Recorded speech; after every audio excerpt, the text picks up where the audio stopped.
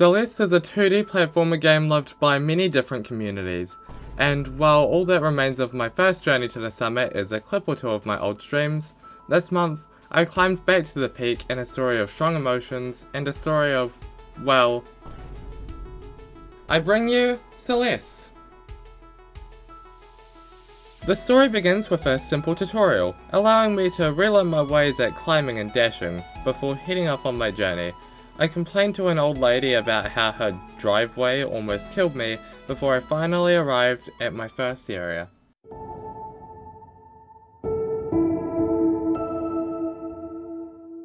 The first few screens really brought me no trouble. I grabbed a couple strawberries and headed on my way. Here is a good time for me to say that during this playthrough, if a strawberry appears on my screen, I have to get it. There are 1 or 2 times later in the game where I don't do this, but for the most part, I want to collect them all. I briefly passed Theo, though I decided not to talk to him for some reason. Shortly after this, I visited that radio tower thing and completed the bird dash puzzle, gaining myself a blue heart. Of course, after this, I collected the B-side. The nice part about this replay was the fact that I didn't need as many tutorials as I did in my first run. I completed chapter 1 easily and moved on soon enough to chapter 2.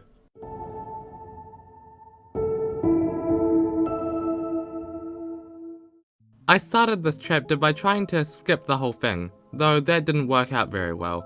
I then got a strawberry in the least efficient way, before meeting up with my inner demon, which you will notice was not linked to me in this stream because I forgot to swap my model. Oops. I met up with Madeline. Wait, I didn't name myself Madeline. Battley? Sure, that works. I met up with Battley and prepared for a chase scene. She tried to push me away from the mountain to stop me from reaching the summit, but I continued anyway. Now with Battley close behind me, I ran through the halls, collected strawberries, and died a lot. I reached a point in the game where all I could think about was my first run, where Frowzen, Gam, Blue, and maybe Dawn continuously asked me if I was a cat girl before I ran a poll on Twitter to decide that, yeah. I reached an information center where I made a phone call and then got eaten by something. Following this, I figured out that you could just skip the conversation with Theo, got another strawberry, called my mother, and completed the chapter.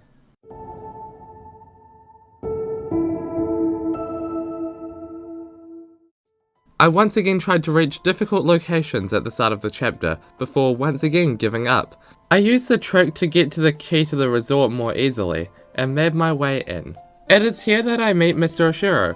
He kinda runs the place, and wasn't too happy to hear that I was just passing through. There were a couple difficult strawberries to get within this chapter, such as this one which required extreme precision. I began to help with the cleaning of the resort, though not before playing some Celeste Classic on the Pico 8. The first part of the mess was fairly simple to clean up, so I moved on to the second. I finally met up with Theo and watched him leave through the ventilation. I then cleared out the second stage of the mess. I quickly made work of the third and final stage of the mess, grabbed the key, and moved on to the next part of this chapter.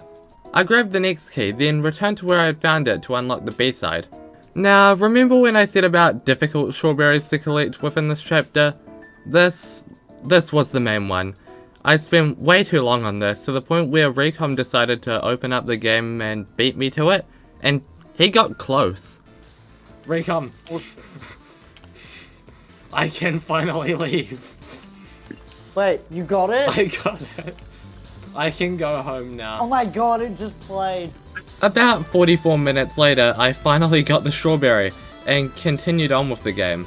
Once again, I met up with Mr. Oshiro, but Battley had other plans. The dude turned into a monster and started chasing me on his roof. I managed to outrun him and collect strawberries while doing so. Eventually, I completed chapter 3 and ended stream for the day.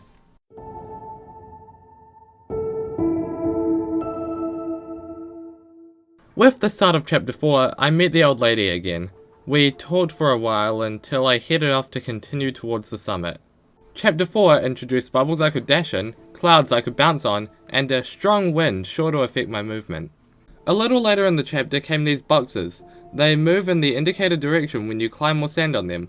Vertical ones can be pushed horizontally by pushing and pulling while climbing, and horizontal ones can move vertically by crouching.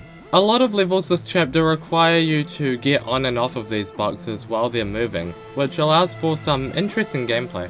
Okay, so remember when I said that I didn't need as many tutorials as usual? Well, here's where I needed one. I swear I've done this before, but I just couldn't figure it out.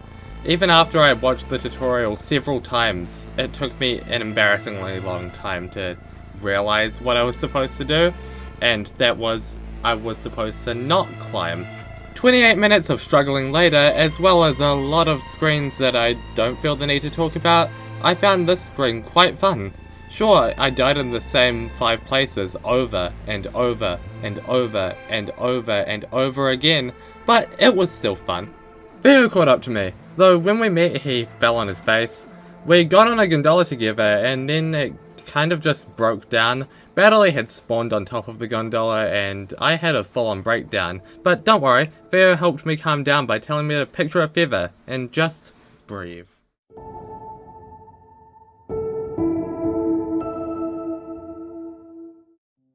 Theo and I arrived at the top of the gondola and headed into the Mirror Temple. Here, the game introduces platforms that quickly go from point A to point B whenever you dash. There are also a lot of different rooms in this area, locked behind doors that require buttons to be pressed to open them. The puzzles in the temple are really enjoyable, but like in any case, my favourite part about it is the story. A bit into the chapter, I found Theo stuck in a mirror because, well, of course he is. As I continued on, the next room was consumed by complete darkness. Little blue diamonds hovered in the air, and as I passed them they would light the place up. A while later, a curtain stood between 2 unlit torches. When both of the flames were lit, a shattered mirror revealed itself. It began to glow purple and vacuum sucked me into it. The statues around the temple turned into floating monsters, and I became tasked with playing as one to teach myself how they work. Battley showed up to chat briefly, and when she disappeared I continued along through the chapter. The monsters continued to chase me and I continued to climb. Higher up in the temple is Theo, now stuck inside a crystal because of course he is. After even more wandering through the temple, I began carrying Theo around with me. The final stretch of this chapter involves passing by a number of those monsters whilst keeping Theo alive. Eventually, I tossed Theo at a giant eyeball and we both managed to make it out alive.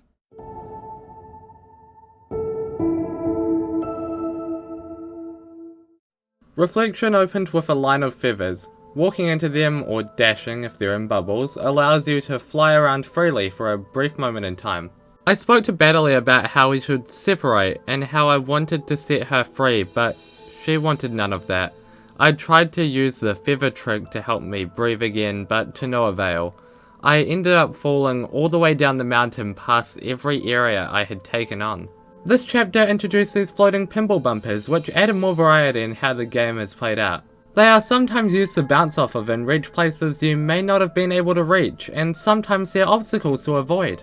I found the old lady yet again, and she just bullied me for falling down. Just beyond her was a darkness that could only be Battley. I tried to explain to her that I was wrong and that we needed to work together, but she just wasn't convinced.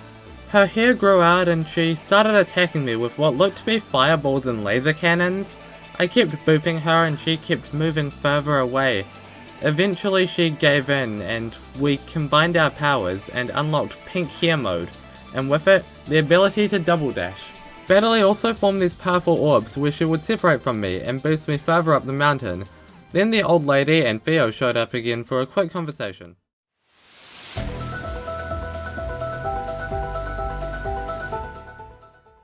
After the fall leading to the last chapter, I needed a quick path back to where I was, and then even higher to the summit. This chapter took me on a shorter, alternative path up the mountain, going through all the areas previously passed in quick succession. As usual, I aimed to collect strawberries throughout this chapter. As it was my original path, the Forsaken City was fairly simple. Next up was the old site. The celestial rectangles that I could dash through remained active after my first visit to the site, making everything a lot easier. Following this was my next booking at the Celestial Resort. The little guys from my first day continued to dash back and forth annoyingly, though I managed to make it through in one piece. I struggled with the timing to unlock the B-side, though I'm pretty sure I was doing it wrong anyway. I found this golden gemstone in the laundry room and continued on to my exit. There was no sign of Mr. Oshiro anywhere throughout my stay, though I hadn't seen the last of him just yet. After this was the Golden Ridge, home of the dreaded level. In my first playthrough of Celeste, there was a screen that I had spent hours on. This time, I wanted to see if I had truly improved. So, how well did I do? After a bunch of memorable screens and giving up on a difficult strawberry that could have easily delayed this upload, I had made it. And I did it on my 7th try? Last time I got so annoyed that I said let's just do this and passed through, and this time I noticed I was on my 7th attempt and forced myself to survive in Gam's name.